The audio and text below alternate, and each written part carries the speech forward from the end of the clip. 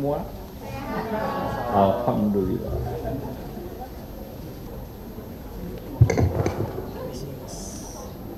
Assalamualaikum warahmatullahi wabarakatuh. Menko Pak Susi dan Deputi Pak Ferry. Kita akan memberikan informasi terkait dengan hasil daripada BPS tadi pagi, dan untuk melengkapi beberapa data yang terkait dengan capaian, kita lihat bahwa walaupun perekonomian global masih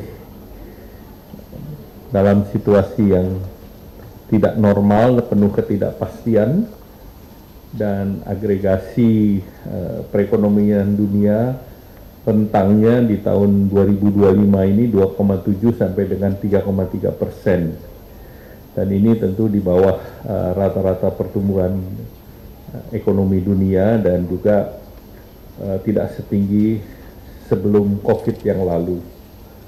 Dan oleh karena itu juga harga-harga masih tidak menentu akibat dari ketegangan geopolitik, dan suku bunga yang tinggi juga tentu akan meningkatkan beban hutang di berbagai negara, dan juga kebijakan yang diambil yang kita monitor dari pemerintahan baru Amerika Serikat atau lebih dikenal sebagai Trump 2.0, serta kita melihat bahwa pertumbuhan ekonomi di Tiongkok ini belum pulih, artinya sektor properti masih bermasalah di China, dan juga sangat terkena dengan kebijakan tarif yang akan diterapkan oleh Amerika kepada Tiongkok. Nah, kalau kita lihat tadi dalam pengumuman BPS, Indonesia masih solid dan dibandingkan dengan beberapa negara lain. Jadi Indonesia masih mencatat pertumbuhan sebesar 5,02% secara year on year, dan ini masih lebih tinggi dibandingkan peer country di ASEAN seperti Singapura di 4,3% dan Malaysia 4,8%. Dan juga seperti Arab Saudi yang masih 4,4%. Nah, stabilitas ekonomi ini didukung oleh inflasi yang tetap rendah dan terkendali, serta rasio utang kita masih di bawah 40% atau 38,9%, dan ini mencerminkan kebijakan fiskal yang hati-hati dan ruang yang cukup untuk berinvestasi.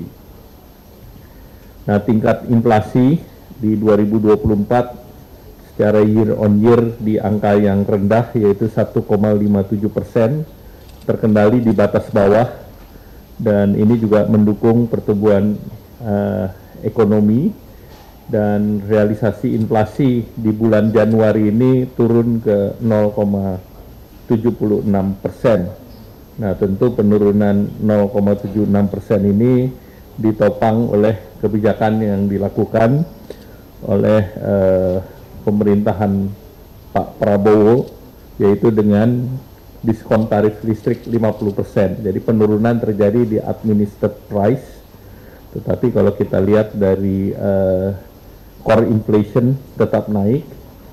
Namun jelas bahwa dengan tarif sepanjang 50% ini inflasi kita rendah. Dan kalau kita lihat hasil di angka di tahun 2024 juga terjadi perbaikan di angka kemiskinan, yaitu 9,03%, dan angka pengangguran di 4,91%. Kemudian beberapa kegiatan yang diterapkan kemarin oleh kebijakan Bapak Presiden Pak Prabowo pada saat Nataru, itu kita mendorong beberapa aktivitas di bidang ekonomi, antara lain kita melihat aktivitas meningkat, kunjungan wisata itu meningkat di bulan Oktober sampai dengan Desember sebesar 15,59%